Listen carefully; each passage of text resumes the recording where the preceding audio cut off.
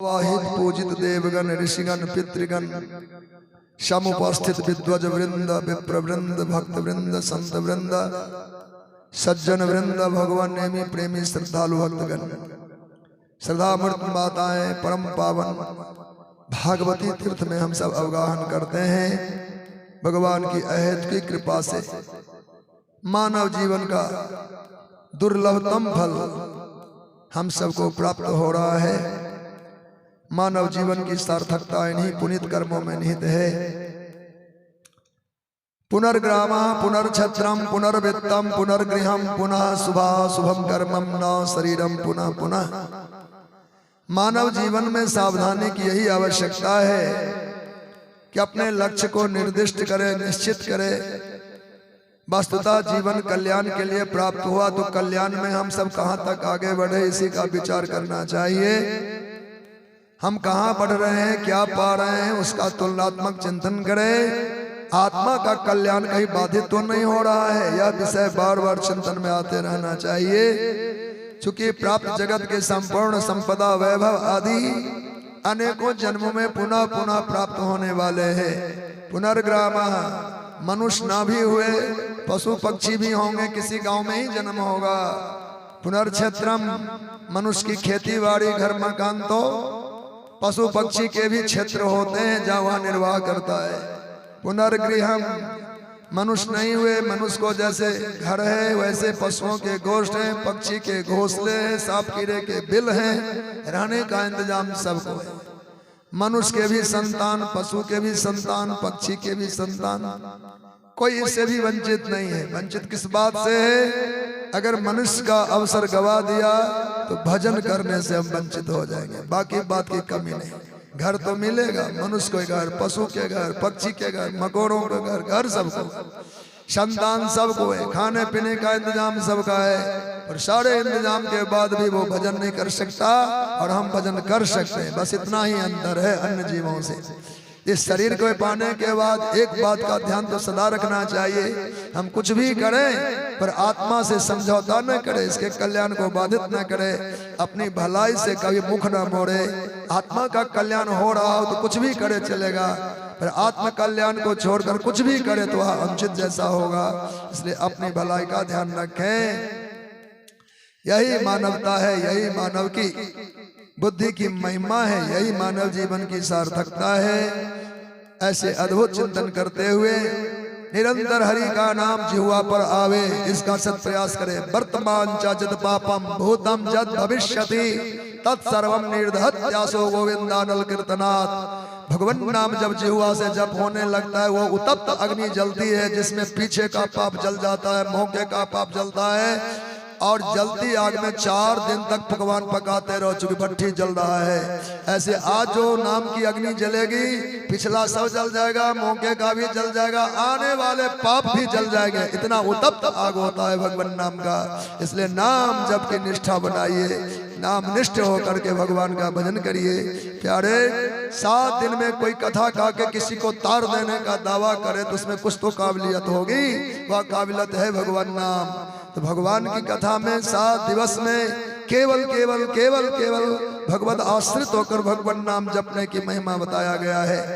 4 वेद 18 पुराण 6 शास्त्र, इतने धनी होने के बाद भी कहीं हमको 7 दिन में एक ग्रंथ का आश्रय लेकर तरने की बात कही जाती है। सदियों से परंपराओं से सब तरते आ रहे हैं, तो हम क्यों बाकी रहे? हम भी भगवान की लीलामृत चरितामृत कथामृत का पान करेंगे, अपने जिह्वा से हरि का नाम जपेंगे। यही बात ध्येय बन जाए। श्री राधे गोविंद भजुमन श्री राधे, श्री राधे गोविंद भजुमन श्री राधे, श्री राधे गोविंद भजुमन श्री राधे, श्री राधे गोविंद भजुमन श्री राधे, राधे गोविंद भजुमन श्री राधे, श्री राधे गोविंद भजुमन श्री राधे, श्री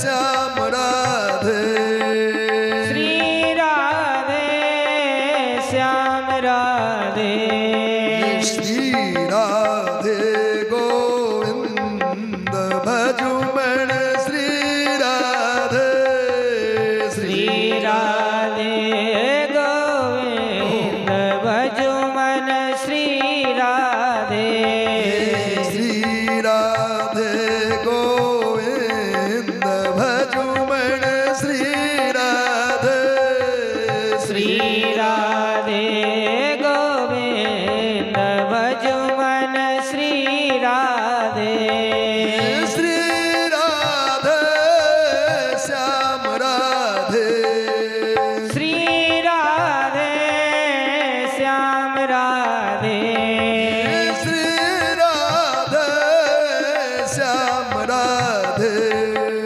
श्री राधे श्याम राधे श्री राधे गोविंद भजुमन श्री राधे श्री राधे गोविंद भजुमन श्री राधे श्री राधे गोविंद भजुमन श्री राधे श्री राधे गोविंद भजुमन श्री राधे श्री राधे गोविंद भजुमन श्री राधे श्री राधा गोविंद भगवान की जय पुण्य सलीला भागरथी गंगा जी के तट पर परमहंस अवतार भगवान मधुमेह भागवती चरित्र का गान करते हैं। मंगलमय भगवान श्री राधा गोविंद भगवान श्री का श्री रुक्मणी वल्लभ लाल जी का महामहोत्सव विवाह का उत्सव हम सबने बड़े ही भावपूर्ण होकर मनाया। रुक्मणी अम्बा समय पाकर एक पुत्र को जन्म देती हैं जो साक्षात भगवान कामद देवी हैं। प्रद्युम्न नाम का यह बालक जन्म लेते हैं, पर अफसोस उनके प्रसूति कक्ष से बालक चुरा लिया जाता है। शंबरासुर नाम का कोई असुर भगवान श्री कृष्ण के बालक को चुरा कर समुद्र में बहा दिया। किसी मछली ने उस बालक को निगल लिया है। संजोग की बात, किसी मछुआरे ने जाल फैलाया, मछली पकड़ी गई और होनहार वश वह मछली फिर राजा शंबरासुर के घर में ही बेचा भी गया। वो अपने दासी को सुधारने के लिए देते हैं रसोई में। उसने मछली को सुधारा तो उसमें एक बालक जीवंत निकल आया।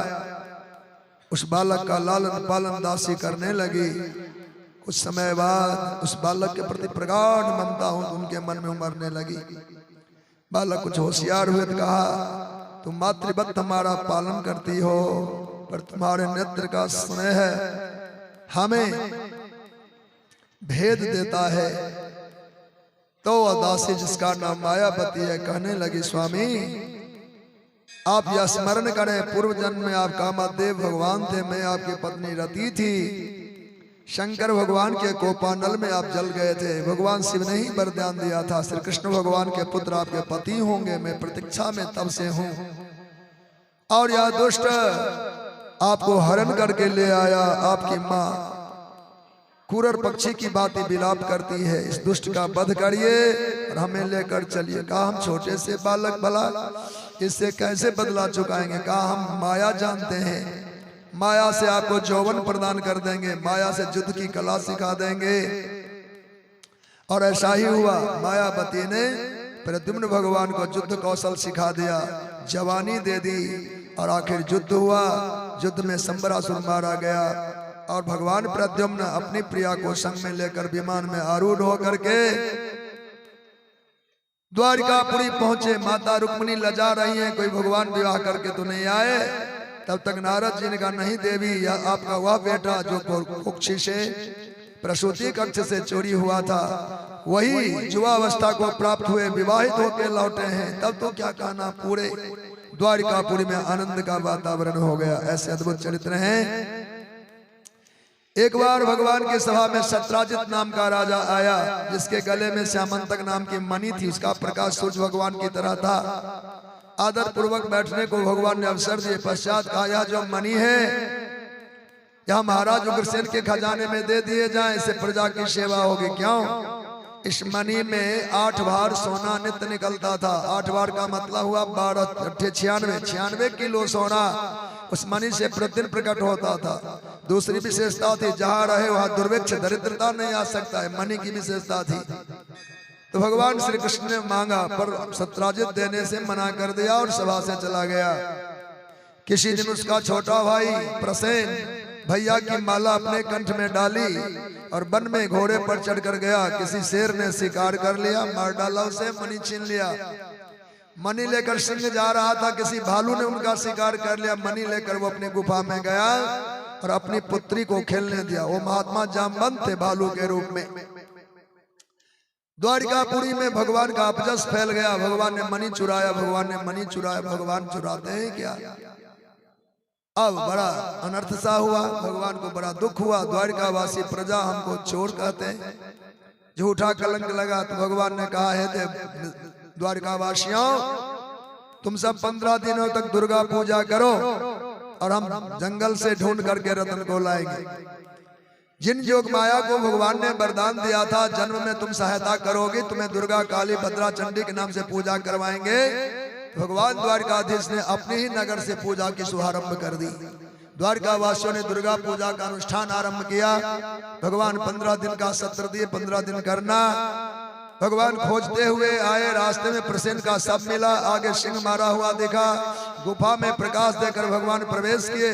एक कन्या मणि से खेलती थी, लेने लगे तो रोने लगी। तो जामवंत जी ने आकर के युद्ध किया। युद्ध 1-2 दिन नहीं हुए, 27 दिन तक युद्ध चलता रहा भगवान का और भालू वो जामवंत जी का। भगवान देखते कब तक लड़ते रहेंगे। उन्होंने श्री राम शक्ति का स्मरण करके एक मुष्टि प्रहार किया। जामवंत जी का हाड़ हिल गया, धरती पर गिरे। जहीं मस्तक ऊंचा किया देखने के लिए, तो भगवान धनुर्वाण धारण करके खड़े थे। भक्तवत्सल भगवान की जय। ऐसे अद्भुत चरित्र हैं। जब श्री रामावतार भगवान का हुआ, उस समय लंका में सुवेल पर्वत पर शिविर बनाकर भगवान रावण